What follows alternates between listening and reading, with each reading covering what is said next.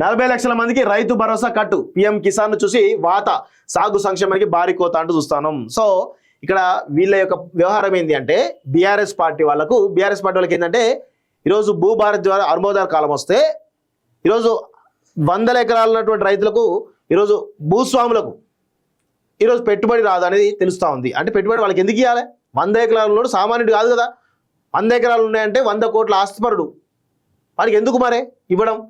ఈరోజు అది బాధ. వీళ్ళ బాధ ఏంటంటే మొత్తంగా ఒక లిమిట్ పెడతాడు, 10 ఎకరాలకు 15 ఎకరాలకు 20 ఎకరాలకు లిమిట్ పెట్టి రైతు బంధు ఇస్తాడు అనేది వీళ్ళకున్న అభిప్రాయం. కాబట్టి ఇప్పుడు దాన్ని ఈరోజు వాళ్ళ బెనిఫిట్ పొందేది ఎంత, దొరలకే బెనిఫిట్ పొంది ఇప్పటివరకు వాళ్ళే మళ్ళీ బెనిఫిట్ పొందాలనుకుంటారు. సో అది కాకుండా ఉండాలంటే ఈరోజు రాష్ట్ర ఖజానా మొత్తం ఆ దొరలకి అప్పచెప్పాలనేది బీఆర్ఎస్ చేస్తున్నట్టు, కేసీఆర్ ఇస్తున్నటువంటి కుట్ర. దానిలో భాగంగానే ఇలాంటి అన్ని దుష్ప్రచారాలు చేసేటువంటి ప్రయత్నం చేస్తూ ఉన్నారు. రైతాంగం అంతా కూడా గమనించండి.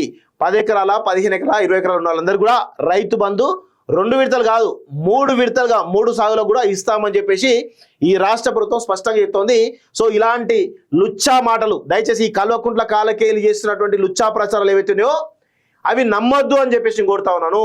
రైతాంగం అంతా కూడా గుర్తుపెట్టుకోండి, రాబోయే రోజుల్లో ఖచ్చితంగా మంచి మెరుగైనటువంటి ఇంకా అవకాశాలు వచ్చే అవకాశాలు ఉన్నాయి. సో దయచేసి ఇలాంటి వాటిని నమ్మి మోసపోవద్దు. కల్వకుంట్ల కాలకేల చేతిలో మరొకసారి మోసానికి గురి కావద్దని చెప్పేసి నేను కోరుతా ఉన్నాను.